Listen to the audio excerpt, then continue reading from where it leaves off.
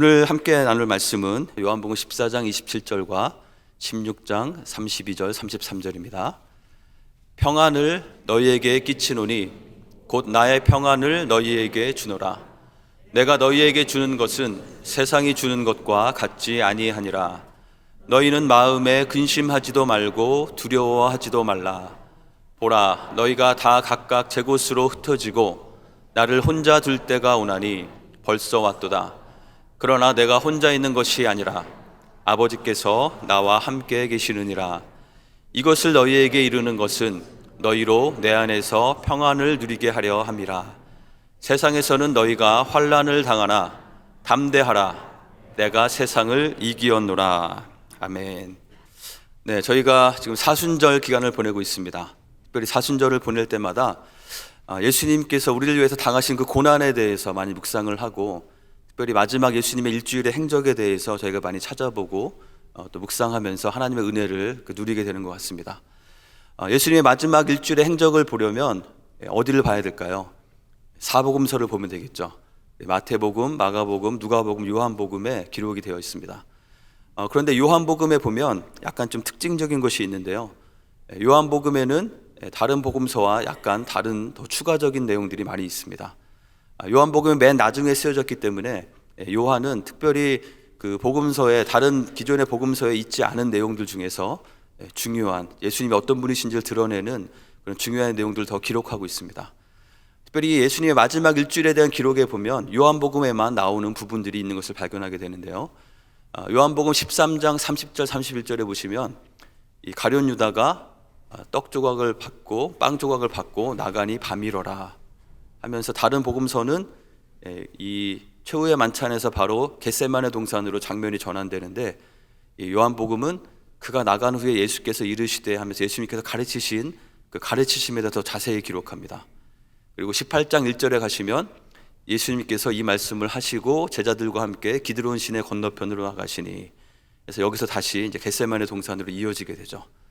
13장 30절부터 18장이 시작되기 전까지, 그러니까 요한복음 13장 31절부터 16장 33절까지, 여기에는 예수님께서 이 십자가를 불과 몇 시간 앞두신 그 예수님께서 마지막으로 제자들과 나누신 예수님과 제자들의 마지막 수업의 내용이 담겨져 있습니다. 그 내용을 살펴보시면 이런 형식으로 되어 있어요. 제자들이 예수님께 어떤 질문을 하면 예수님이 거기서 답을 해주시는 이런 내용입니다. 그래서 베드로가 질문을 하고, 또 도마도 질문을 하고, 빌립도 질문을 하고, 또 가룟 유다가 아닌 다른 유다가 질문을 하면 거기에 대해서 예수님께서 하나하나 대답하시면서 예수님께서 정말 꼭 해주고 싶은 그 말씀을 하시는 내용입니다. 그리고 요한복음 17장에는 예수님의 그 제자들을 위한, 우리들을 위한 그 기도의 내용이 기록이 되어 있습니다. 요한복음에는 이 내용이 특별히 들어가 있는데요. 그래서 요한복음의 이 부분을 묵상하면 예수님께서, 십자가를 정말 앞두신 그 예수님께서 제자들을 향해서 어떤 마음을 품고 계셨을까, 그것을 저희가 이해하는 데 도움이 됩니다.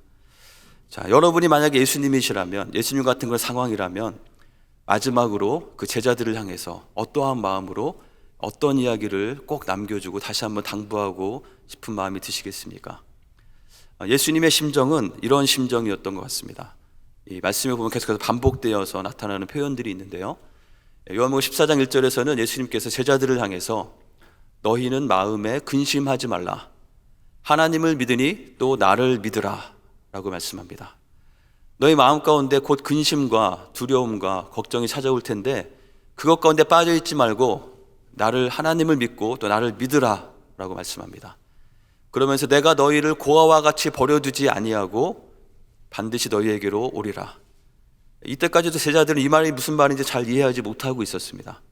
하지만 예수님께서는 이제 곧 얼마 안 있으면 예수님께서 잡히시고 결국은 십자가에 달려서 죽으실 것을 말씀하시면서, 그렇지만 너희가 꼭 기억할 것은 내가 너희를 고아와 같이 버려두지 않고 반드시 너희에게로 다시 올 것이다 라고 말씀하신 것이죠. 16장 1절에서는 내가 이런 것을 너희에게 말하는 이유는 너희가 그런 상황이 됐을 때 넘어지고 실족하지 않게 하기 위해서 내가 지금 너희에게 이런 말을 한다. 너희가 지금은 근심하지만 내가 너희를 다시 볼 것이고, 그럼 너희 기쁨이 너무 기쁘고 너희 기쁨을 빼앗을 자가 없을 것이다 라는 말씀을 계속해서 반복해서 말씀하고 있습니다. 예수님이 어떤 심정이 느껴지십니까? 이 제자들을 향해서 앞으로 어떤 일이 닥칠지 내가 계속 말했는데도 잘 이해하지 못하고 있는 그 제자들을 향해서 마치 우리 부모님들이 어린 철없는 아이들이 앞으로 뭐 엄마가 어디 한동안 갔다 오기 때문에 집에서 잘 지내고 있어야 된다라고 말해도 무슨 말인지 잘 못 알아듣고 그냥 있는 것 같은 그런 철부지와 같은 자녀들을 대하는 그런 부모님의 심정과 비슷하지 않을까 생각이 됩니다. 그것보다 훨씬 더 큰 것이겠죠. 그 제자들을 향해서 그들이 근심과 걱정 가운데 빠져 있을 그들의 그 모습을 생각하면서 그들에게 꼭 해주고 싶은 말씀이 있었던 것이죠. 이 가운데는 또 반복되는 내용이 한 가지가 더 있습니다. 그것은 바로 보혜사 성령에 대한 약속입니다. 예수님께서는 내가 아버지께 구하겠으니 그가 또 다른 보혜사를 너희에게 주사 영원토록 너희와 함께 있게 하리니. 예수님께서 죽으시고 하늘나라로 올라가시면서 제자들과 멀어지는 것이 아니고 오히려 보혜사인 성령을 보내주셔서 성령께서 너희와 함께 하시고 그것이 너희에게는 오히려 더 좋은 것이다라는 말씀을 이때부터 계속해서 여러 번 반복해서 14장, 15장, 16장에서 계속 말씀하고 계신 것이죠. 이 보혜사라는 말의 뜻은 무엇일까요? 한국말이 좀 어려운 말들이 성경에 곳곳 나오죠. 보혜사라는 말의 뜻은 돕는 자, 헬퍼, 카운셀러, 우리와 함께 하시고 우리를 도우시고 인도하시는 분이라는 뜻입니다. 하나님의 성령께서 우리와 함께 하실 것을 약속하시는 그런 예수님의 말씀인 것이죠. 예수님께서는 제자들을 향해서 이런 마음으로 말씀하셨다고 생각이 됩니다.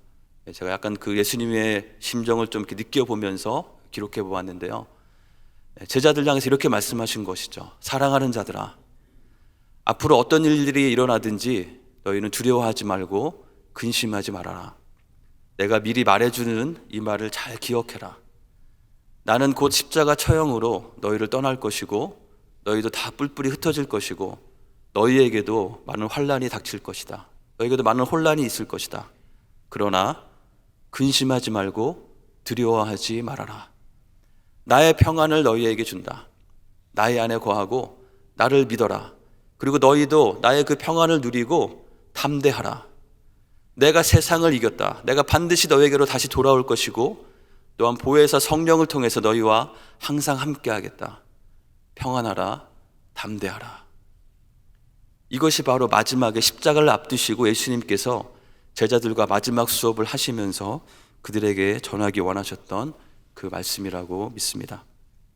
자, 그렇다면 우리는 어떻게 예수님께서 말씀하신 대로 이 근심과 두려움과 불안에 빠지지 않고 예수님의 평안을 누리면서 담대함 가운데 살 수 있을까요? 오늘 읽은 본문 안에 예수님께서 정말 하시고 싶었던 그 말씀의 핵심이 요약되어 있다고 믿습니다. 우리 요한복음 14장 27절인데 우리 다 같이 한 번 더 우리 예수님께서 우리에게 주시는 말씀이라고 믿고 같이 한번 읽어보겠습니다. 평안을 너희에게 끼치노니 곧 나의 평안을 너희에게 주노라. 내가 너희에게 주는 것은 세상이 주는 것과 같지 아니하니라. 너희는 마음에 근심하지도 말고 두려워하지도 말라.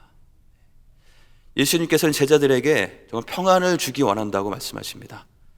근데 예수님께서 주시는 그 평안은 세상이 주는 평안과는 다른 것이라고 말씀하고 있죠.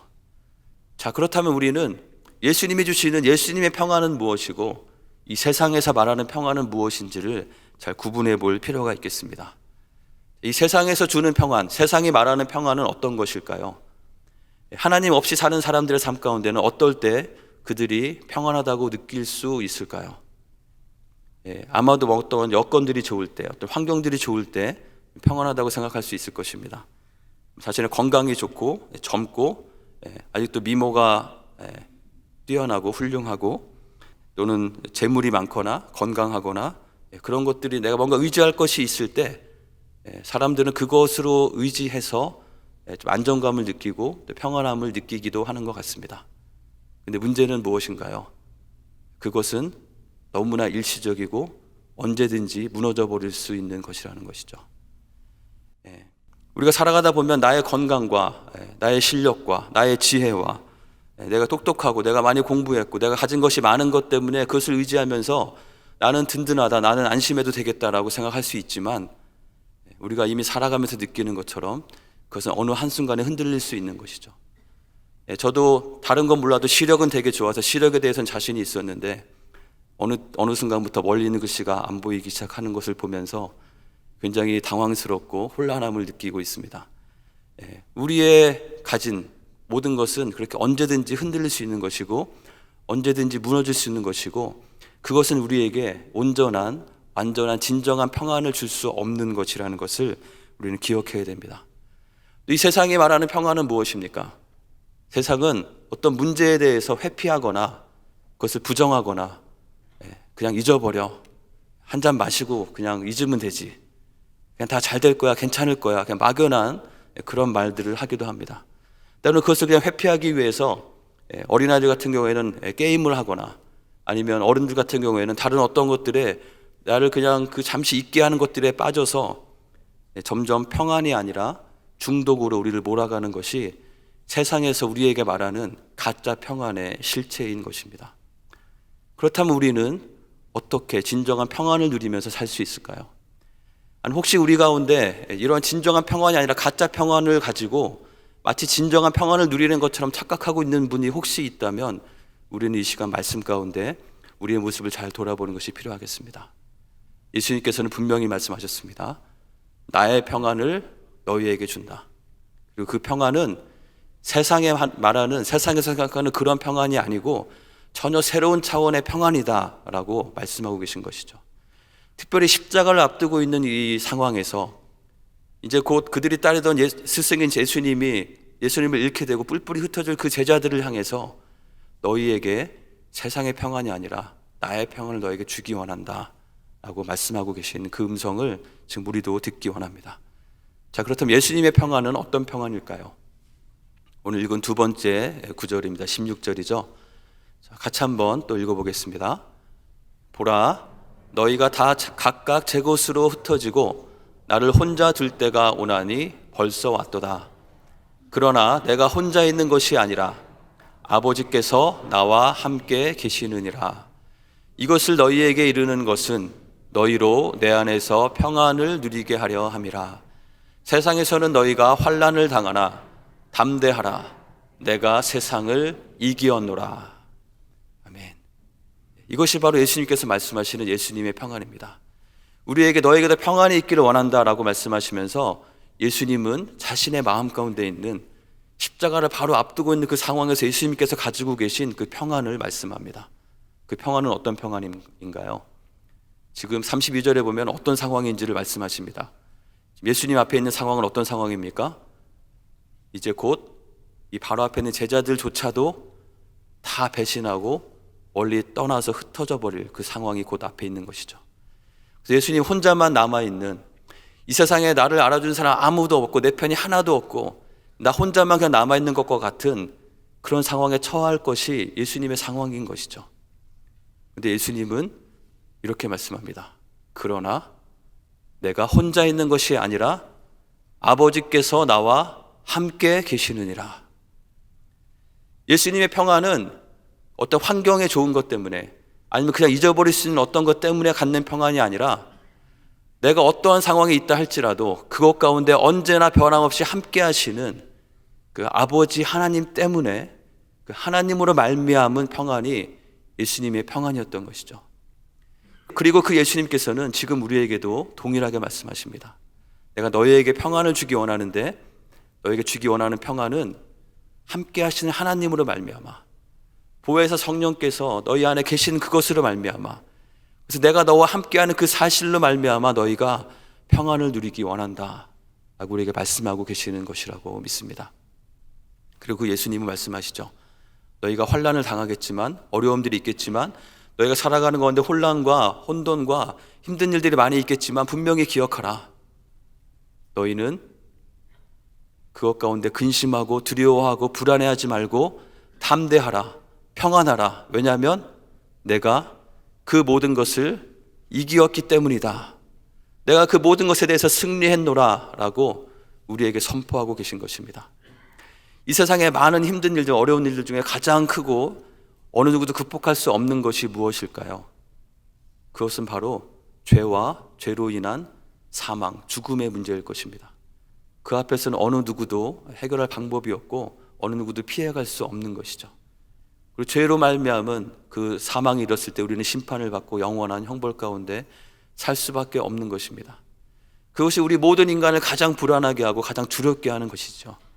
하지만 예수님께서는 이 말씀을 하시고 그 말씀대로 십자가에서 죽으실 뿐만 아니라 다시 3일 만에 살아나심으로 우리에게 내가 정말 세상을 이기었노라라는 그 말씀을 확증해 보이시고 우리에게 온전한 소망이 되어주시고 우리의 힘이 되어주시고 우리의 의지할 바가 되어주시고 우리의 평강이 되어주신 것입니다. 예수님의 평안은, 예수님께서 우리에게 주기 원하시는 그 평안은 바로 함께 하시는 하나님, 세상의 그 모든 것을 다 이기신 하나님, 우리의 삶 가운데 어려움들과 답답함들과 또 내가 어떻게 해야 될지 알지 못하는 두려움들과 불안함들이 있을 수 있지만 그 모든 것을 다 헤쳐나가시고 승리하신 예수님, 그 주님을 바라봄으로 말미암는 그 평안을 우리에게 주겠다고 말씀하시고 너희가 그 평안을 누리기 원한다고 우리에게 말씀하고 계신 것임을 믿습니다. 이 평안은 지금 오늘을 살아가는 우리에게도 동일하게 필요하다고 믿습니다. 우리가 살아가는 가운데도 여러 가지 어려움들과 우리가 예상치 못한 일들이 많이 있게 되죠. 특별히 요즘의 세상을 보면 갑자기 전쟁의 소식들이 있고 어느 곳도 안전한 곳이 없고 특별히 우리 자녀들을 키우면서 이 자녀들이 살아가는 세상의 모습을 볼 때 과연 이 아이들이 정말 하나님 말씀 안에서 바르게 잘 자랄 수 있을까? 너무나 걱정스러운 모습이 너무나 많은 것이 이 세상입니다. 또 우리가 살아가는 삶 가운데도 언제 어떤 사고와 어떤 일이 일어날지 모르는 환경의 모습들을 보면 점점 더 불안해지고 걱정이 되는 것이 너무나 많은 것이 이 세상입니다. 또는 우리가 살아가는 가운데 여러 가지 관계들 가운데 내가 좀 열심히 사랑하고 열심히 노력했는데 또 공을 들였는데 마음을 나눴는데 어느 순간에 왜 그렇게 됐는지 모르겠지만 모든 관계가 어그러져 있는 상황을 발견하기도 합니다. 여러 가지 환난과 고통과 어려움과 또 우리의 연약함들을 말미암은 아픔들이 우리에게 여전히 있습니다. 그런 우리를 향해서 주님께서는 동일하게 말씀하신다고 믿습니다. 너희가 환난을 당하지만 너희로 내 안에서 나의 평안을 너희가 누리기 원한다. 그리고 너희가 두려움 가운데 근심 가운데 빠져있지 않고 담대함으로 세상을 모든 것을 이기고 모든 것을 더 뛰어넘으시는 그 하나님을 바라보고 평안하며 담대하게 살아가기 원한다라고 지금도 우리에게 말씀하신다고 믿습니다. 우리에게 근심과 두려움이 있을 때 우리에게 생기는 가장 큰 문제는 그것 때문에 하나님을 바라볼 수 없게 되고 우리가 할 수 있는 것조차도 제대로 할 수 없게 되는 큰 문제가 생기기 때문입니다.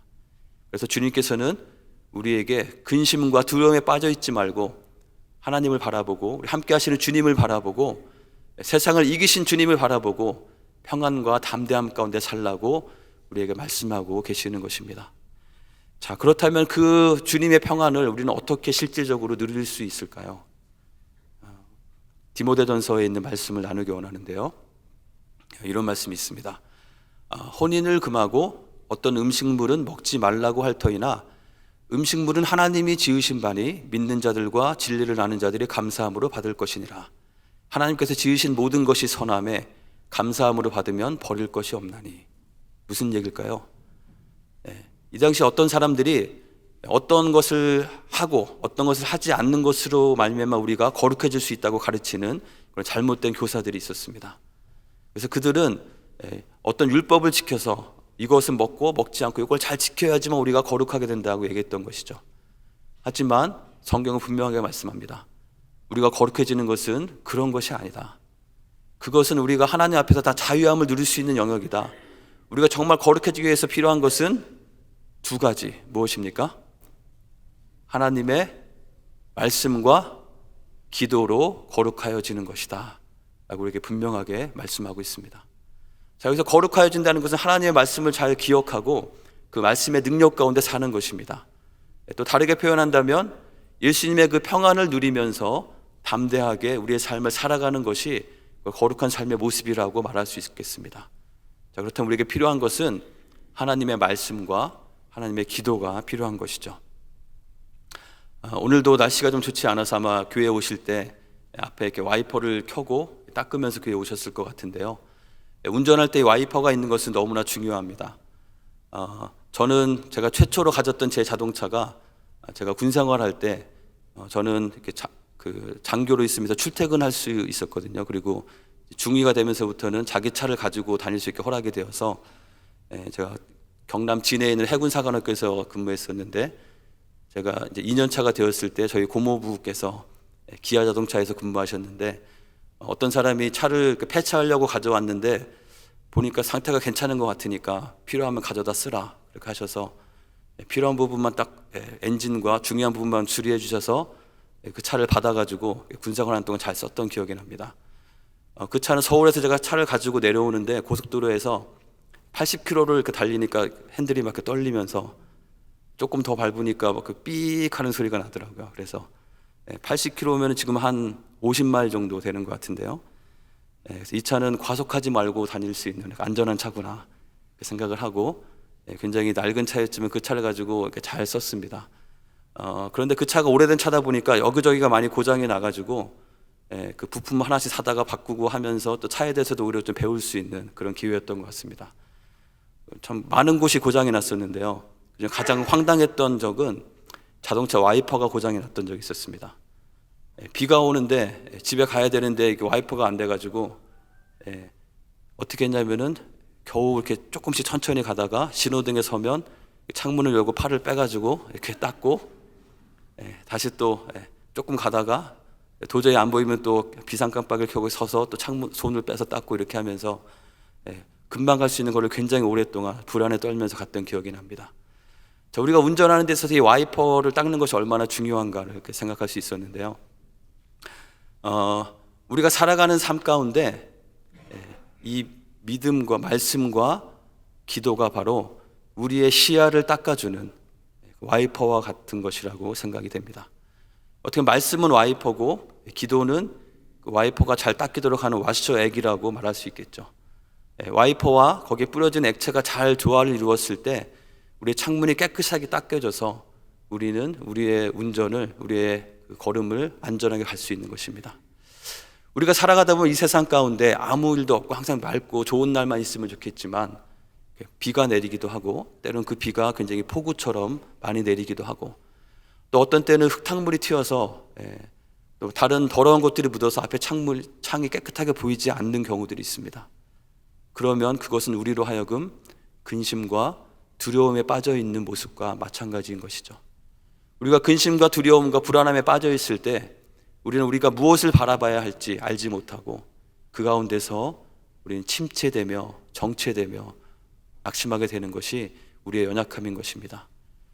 그래서 예수님께서 우리에게 말씀하신 나의 평안을 너희에게 주노니 너희도 이러한 평안 가운데 살고 담대하게 원한다 라는 그 말씀을 우리가 실제로 누리기 위해서 필요한 것은 우리의 마음속에 무언가가 이렇게 뿌옇게 명확하게 보이지 않을 때 뭔가 답답하고 침체되고 힘든다고 느껴질 때 우리에게 필요한 것은 이 말씀과 기도로 우리의 마음의 창을 닦는 것입니다. 여러분 운전하시면서 비가 올 때마다 와이퍼를 켜실 때마다 이 말씀과 기도로 내 마음도 잘 닦여 있나 그것을 잘 기억하시고 점검하시면 좋겠습니다.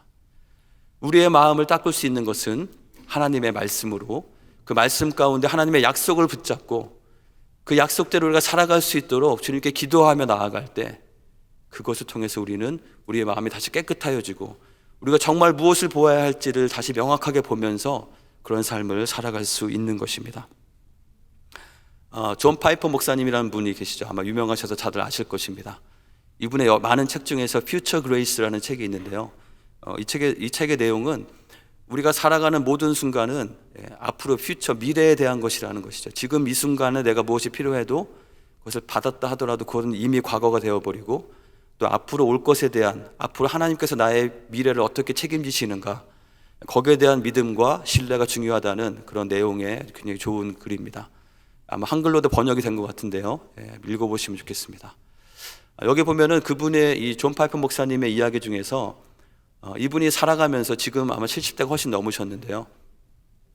자신의 삶 가운데 찾아왔던 여러 가지 걱정과 불안과 자신을 흔드는 것들이 있었는데 그때마다 내가 어떤 하나님의 말씀을 붙잡으면서 그 싸움을 잘 이기고 승리했는가 거기에 대한 기록들이 있습니다. 그 내용이 저에게도 많이 도움이 되어서 저도 이렇게 메모해 놓고 가끔 보게 되는데요. 그 내용을 여러분에게도 소개해 드리기 원합니다. 우리의 삶 가운데 여러 가지 일반적인 그 근심과 두려움들이 있을 때마다 이 존 파이프 목사님은 이 말씀을 기억했다고 합니다. 여호와의 인자와 긍휼이 무궁하심으로 우리가 진멸되지 아니함이니이다. 이것들이 아침마다 새로우니 주의 성실이 크시도소이다. 우리가 하루하루 맞을 때마다 오늘도 해가 떴구나, 그것만 보는 것이 아니고 오늘도 하나님께서 하나님의 성실하심으로, 하나님의 인자와 긍휼하심으로 나에게 새롭게 부어주시는구나, 그것을 기억하면서 하루하루를 시작하는 것이죠. 내가 두려워하는 날에는 내가 주를 의지하리이다. 내가 하나님을 의지하고 그 말씀을 찬송하올지라. 내가 하나님을 의지하였은즉 두려워하지 아니하리니 혈육을 가진 사람이 내게 어찌하리이까. 내가 두려움이 있을 때 오히려 하나님을 의지하고 하나님을 의지하는 것을 내가 찬송하며 찬양하면서 하루하루를 지내면서 하나님을 더 의지하며 두려워하지 않겠다는 그런 고백의 말씀을 붙잡는 것이죠. 또 삶에 여러 가지 필요한 것들이 있는데 그것이 과연 제대로 채워질까라는 그 근심과 두려움이 생길 때는 그러므로 염려하여 이르기를 무엇을 먹을까, 무엇을 마실까, 무엇을 입을까 하지 말라.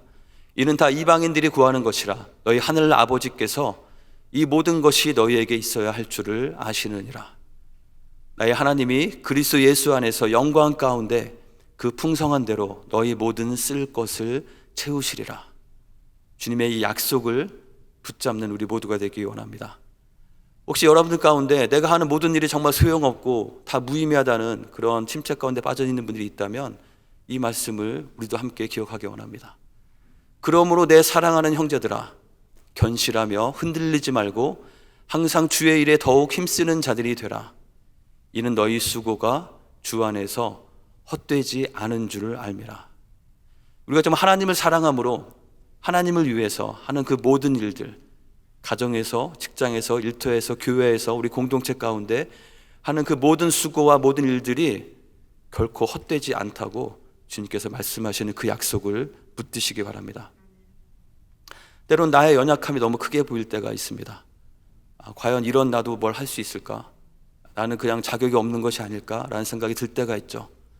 나에게 이르시기를 내 은혜가 내게 족하도다. 이는 내 능력이 약한 데서 온전하여 짐이라 하신지라. 그러므로 도리어 크게 기뻐함으로 나의 여러 약한 것들에 대하여 자랑하리니 이는 그리스도의 능력이 내게 머물게 하려 함이라.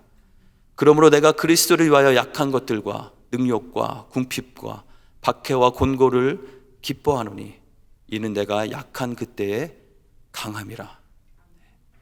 우리 약함 때문에 고민이 되신다면 우리는 오히려 하나님을 더 의지하고 하나님 앞에 나아갈 때 하나님께서 하나님의 강함으로 우리의 모든 약함을 채워주신다는 약속입니다. 그래서 우리는 오히려 우리가 약할 때 오히려 더 큰 하나님의 능력을 경험할 수 있는 기회가 된다는 그 사실을 믿으시고 붙잡으시기 바랍니다.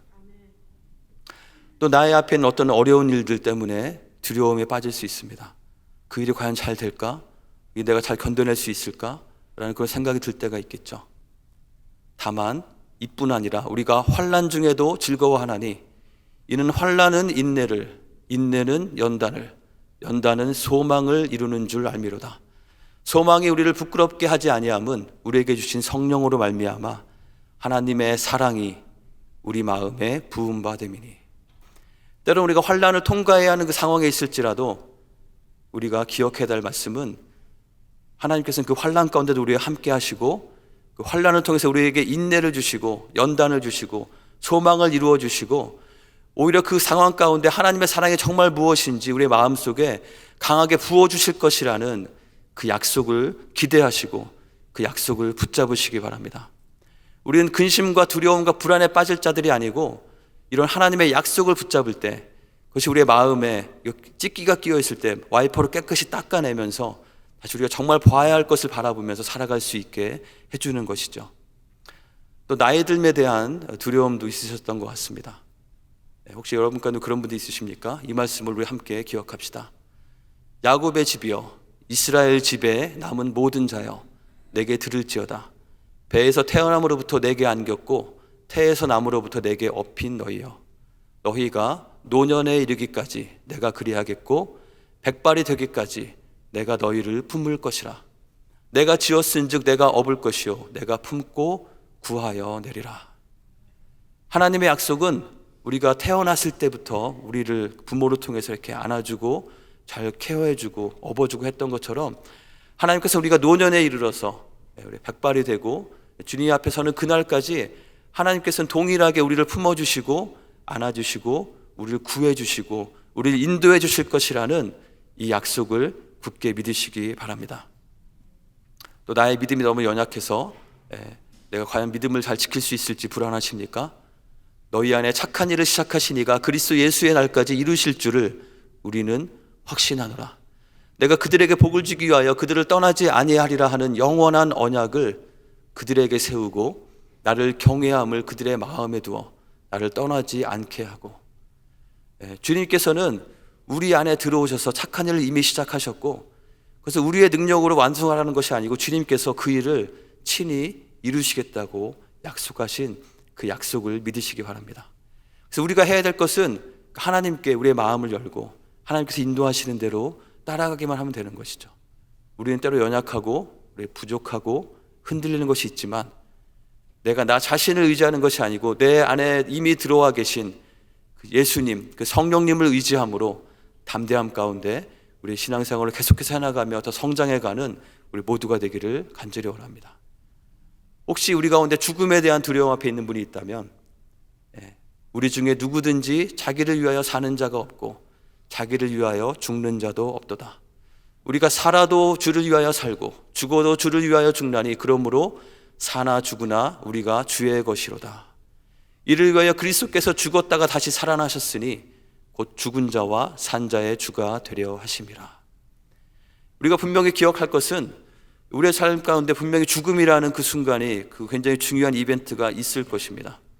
하지만 하나님의 자녀가 된 우리, 영원히 보장된 우리에게는 그것이 결코 두려움의 대상이 아니라는 것이죠.